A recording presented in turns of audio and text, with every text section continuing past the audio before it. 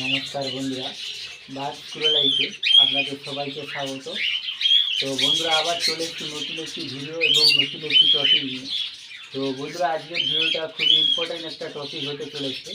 তো বন্ধুরা, ভিডিওটা না কেটে লাস্ট পর্যন্ত দেখতে থাকবেন এবং ভিডিওটা যদি ভালো লাগে অবশ্যই ভিডিওটাকে একটা লাইক করে ভিডিওটাকে শেয়ার করে দেবেন। তো বন্ধুরা, আজকের ভিডিওটা হলো পাখির পেটে চর্বি জমে গেলে কী করবেন এবং কীভাবে সেটাকে কমাবেন। পাখির পেটে চর্বি কী কী কারণে জমতে পারে সেটাও তোমাদেরকে আজকে বলবো। আর ভিডিওটা না কেটে লাস্ট পর্যন্ত দেখতে থাকুন। তো বন্ধুরা, প্রথমে যেটা বলবো সেটা হলো পাখির পেটে কী কী কারণে চর্বি জমতে পারে। আমরা যারা পাখি পালন করি তা আমাদের কিছু ভুলের কারণেই কিন্তু পাখির এরকম নানা রকম সমস্যাগুলো দেখা যায় এবং পাখির পেটে চর্বি জমতে পারে। প্রথমে যে কারণটা হলো সেটা হলো পাখিকে যদি সঠিক মাপের কেজ আপনি না দেন তাহলে কিন্তু পাখির পেটে চর্বি আসতে পারে। কারণ পাখিকে যদি সঠিক মাপের কেজ না দেওয়া হয় পাখিটা কিন্তু ঠিকভাবে ফ্লাইং করতে পারে না এবং যার কারণে পাখিটা এক জায়গায় বসে বসে কিন্তু তার পেটে চর্বি জমতে পারে। তো বন্ধুরা, এটা একটা প্রথম কারণ যার কারণে পাখির পেটে চর্বি জমতে পারে। আর এর পরের কারণটা হলো পাখি ব্রিডিংয়ের সময় বেশিরভাগ টাইম কিন্তু হাড়ির ভেতর বসে থাকে। তো সেই সময় আমরা যেটা করি সেটা আমরা পাখিকে হলো নানা রকম প্রোটিন জাতীয় যেসব খাবারগুলো দিই আমরা পাখিকে, এগ ফুড বলুন সফট ফুড বলুন, আমরা এই সময় পাখিকে একটু বেশি পরিমাণে দিয়ে থাকি।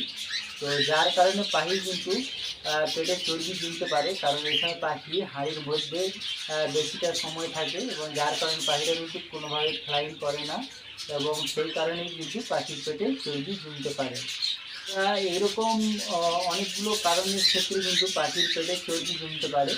তো চর্বি জমলে কিন্তু পাখি কোনোভাবে ব্রিড করে না এবং আপনি যতই চেষ্টা করুন না কেন পাখি কিন্তু ব্রিডিংয়ে আসবেন না।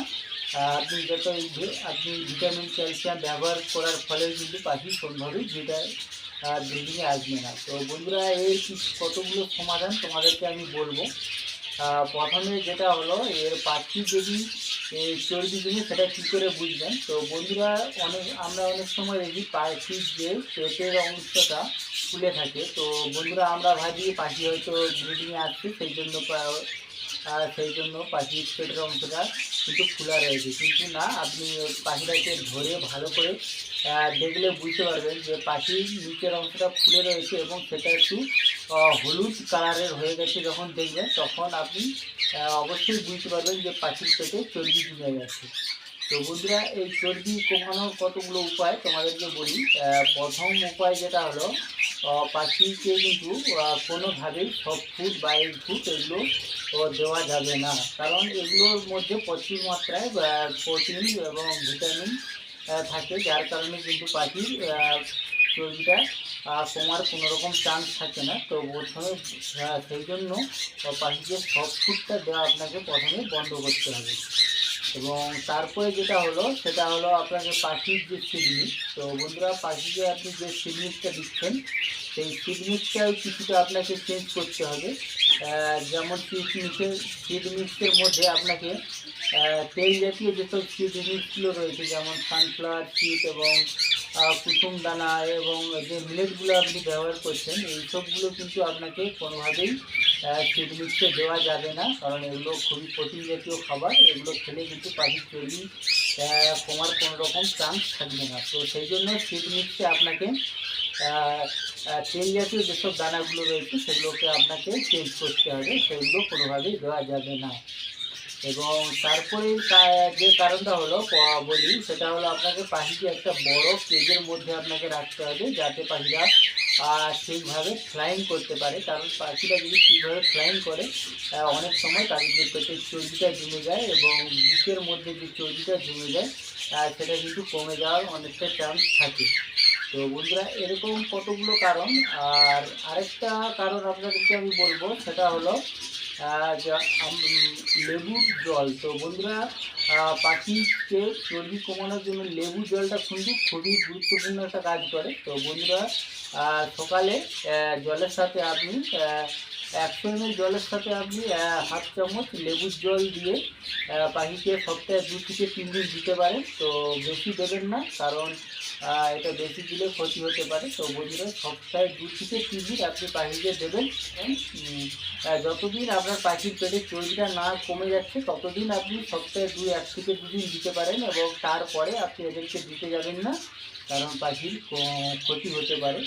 তো বন্ধুরা এই কতগুলো কারণ ছিল পাখির পেটে যদি চর্বি জমে আসে, এগুলো আপনি সমাধান করতে পারেন এগুলো, এবং আরও কিছু মেডিসিনও রয়েছে। তো বন্ধুরা কোনো রকম মেডিসিন আপনি প্রথমে ব্যবহার করতে যাবেন না, যাতে পাখির ক্ষতি হতে পারে।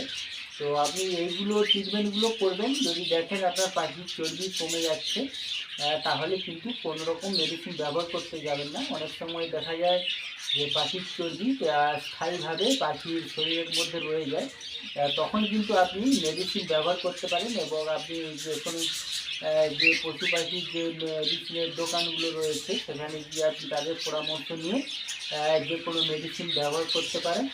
তো আপনি নিজে থেকে কোনো রকম মেডিসিন ব্যবহার করতে পারেন না, তাতে কিন্তু পাখির ক্ষতি হতে পারে। তো বন্ধুরা এই ছিল কতগুলো টপিক যেগুলো তোমাদেরকে আজকে আমি বললাম, যে পাখির পেটে যদি চর্বি জমে যায় কিংবা বুকে যদি চর্বি জমে যায় তাহলে আপনি কমানোর জন্য এই জিনিসগুলো ব্যবহার করতে পারেন।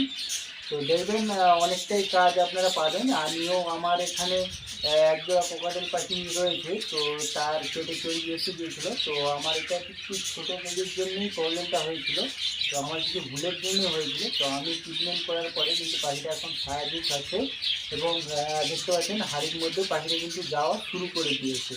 তো পাখিটা কিন্তু আবার ব্রিডিংয়ের জন্য রেডি হচ্ছে। তো বন্ধুরা, তো আমি ফল এভাবে পেয়েছি, তো আপনারাও চেষ্টা করবেন, যদি